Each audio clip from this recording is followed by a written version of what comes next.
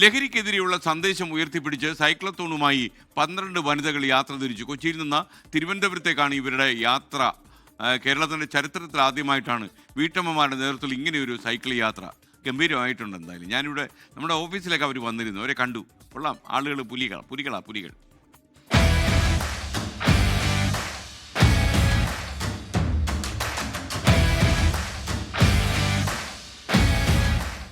പന്ത്രണ്ട് വീട്ടമ്മമാർ, 5 ജില്ലകൾ, 250-ലേറെ കിലോമീറ്ററുകൾ.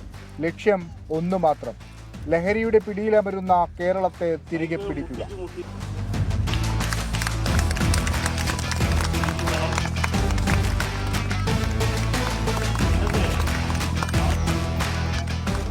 നാൽപ്പത്തിയഞ്ച് മുതൽ 60 വയസ്സുവരെയുള്ള വീട്ടമ്മമാരാണ് സൈക്ലത്തോണിൽ പങ്കെടുക്കുന്നത്. യാത്ര കടന്നു പോകുന്ന വഴികളിൽ തെരഞ്ഞെടുത്ത സ്കൂളുകളിലും കോളേജുകളിലും ബോധവൽക്കരണം നടത്തും. She cycling national coordinator Zeenath എമ്മയാണ് യാത്രയുടെ ക്യാപ്റ്റൻ. എന്താ പറയണ്ടേന്ന് അറിയില്ല, ശരിക്കും ഒരു എക്സൈറ്റ്മെന്റ് ഉണ്ട്. വലിയൊരു സന്ദേശമാണ്, അത് കുട്ടികളിലേക്ക് എത്തിക്കാൻ സാധിക്കട്ടെ എന്നുള്ള പ്രാർത്ഥനയാണ് ഞങ്ങൾക്ക് എല്ലാവർക്കും ഉള്ളത്.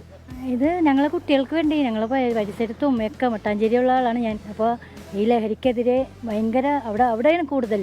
അപ്പം അതിനെതിരെ നമ്മുടെ കുട്ടികൾക്ക് വേണ്ടി എല്ലാവരും കൂടി ഒന്ന് ഒത്തുപിടിച്ചാൽ ഈ ലഹരി പിള്ളേരിൽ നിന്ന് മാറ്റം കിട്ടും.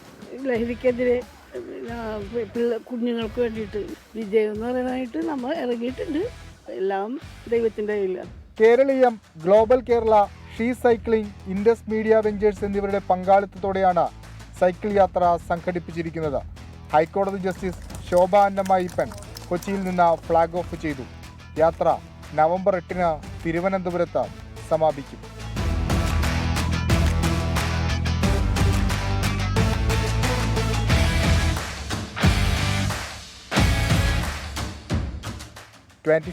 കൊച്ചി.